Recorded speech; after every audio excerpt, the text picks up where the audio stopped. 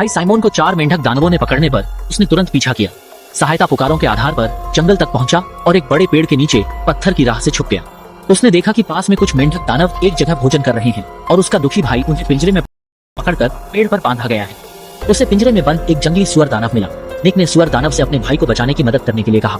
सुअर दानव ने सहमति देने के बाद निक ने उसे पिंजरे से बाहर निकाल दिया और फिर सुअर दानव ने निक को एक बड़ा तोहफा दिया। अब तोहफा उसे बिना पत्थर के दर्पण में परियों को देखने सक्षम बनाता है। भूखा प्यासा मेंढक दानव ने राजा ग्रास को बुलाया और एक सफेद बालों वाले बूढ़े आदमी को पत्तियों के ढेर से बाहर आते देखा। यह बूढ़ा आदमी इंसान के रूप में बदली हुआ दानव मंगरास है। उसने जुड़वा भाई साइमन को निक समझ लिया। उसके शरीर की तलाशी के बाद केवल साइमन के पास एक पारिवारिक फोटो मिली। परियों की किताब नहीं मिली। यह साइमन ने उसे बताया कि वह किताब कहाँ है, लेकिन केवल उसे घर वापस जाने पर वह किताब प्राप्त कर सकता है। मंगरास ने साइमन को धमकी दी, अगर उसने किताब नहीं दी तो वह फोटो में लोगों को ढूंढेगा और राहत की आशा में साइमन को जाने देता है। साइमन के जाने पर मंगरास अपनी भयानक रूप दिखाकर किताब प्राप्त कर निक के परिवार को मारने का आदेश देता है। निक ने साइमन का पीछा किया और उसने सब कुछ बताया। साइमन गुस्से में था क्योंकि उसके भाई की कथित किताब से जान खतरे में थी।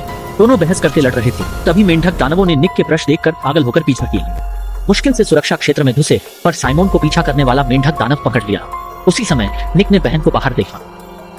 पहले से ही बहन पर हमला करने के लिए दौड़ रही थी और इस समय स्थिति की गंभीरता नहीं समझी। भाई की सलाह पर उसने इसे मजाक समझा। जब तक निक ने उसे पत्थर का दर्पण नहीं फेंका तब उसने छोटे भाई की बातें सच पाई।